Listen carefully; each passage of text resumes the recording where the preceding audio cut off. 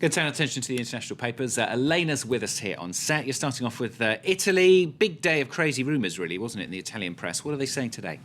Non me ne vado. I'm not going anywhere. That's the headline at Il Giornale. That's a paper still loyal to Berlusconi. It's run by his brother Paolo, and their editorial calls the international markets a herd of cows following different rumours around in different directions. They're scarcely more polite about those parliamentarians who were once Berlusconi supporters who've now decided to change sides and desert him.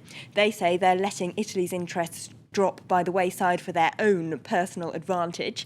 Now, Berlusconi did give one interview yesterday among all of those chaotic rumours flying around about what he's going to do next. That was to Libero, so let's have a look at that interview. Inside he says, "I want to look in the eyes of those who would betray me and see them vote against me." He tells them he's waiting for the outcome of today's vote, saying he doesn't believe some of those parliamentarians have the guts to actually vote against him.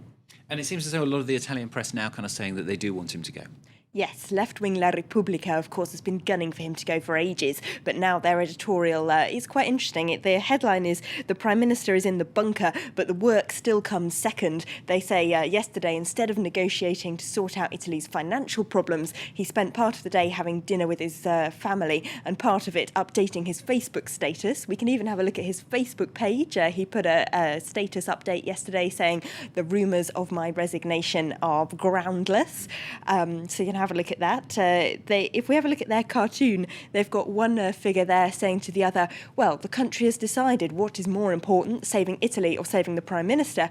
And the other figure replies, well, so is the Prime Minister. In other words, the country has decided to get rid of him, but he's determined to hang on. It's a good one for cartoonists, isn't it? You put out some others in the British papers. Yes, some of these have had a field day. Look at this one from The Independent, Stuart. We've got Berlusconi with the Leaning Tower of Pisa looking rather floppy, emerging from his flies there.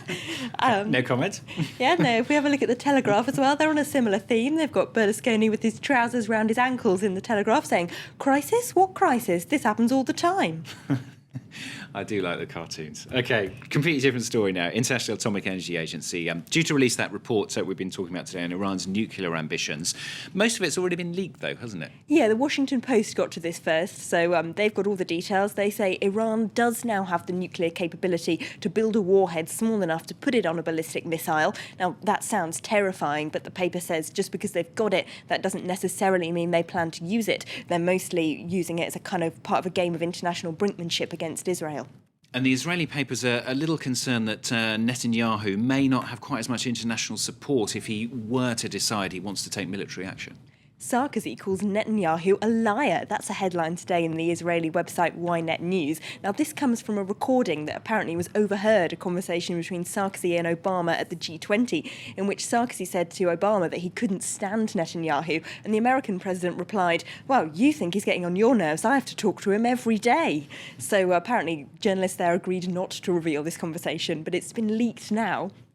Finally, a sports story for you, Stuart. Now, what is going to go up in a balloon in Cornwall, up Snowdon on a train, across Lake Windermere on a paddle steamer, go ziplining off the Tyne Bridge in Newcastle, and up the chairlift on Allen Bay in the Isle of Wight? It's not you on your holiday, is it? Or... It's not. If I was going to go 8,000 miles around the whole of the UK, that would be quite a holiday, wouldn't it? 8,000 No, miles? Okay. it's the Olympic Torch, which is doing all of those things in an 8,000-mile circuit, where it's going to be carried by over 2,000 members of the public. But as The Guardian puts it sounds like its route was inspired more by wacky races than by the Olympic Games. You have pulled out some classics there. All right, Elena, thanks a lot. That's Elena there with the international papers today.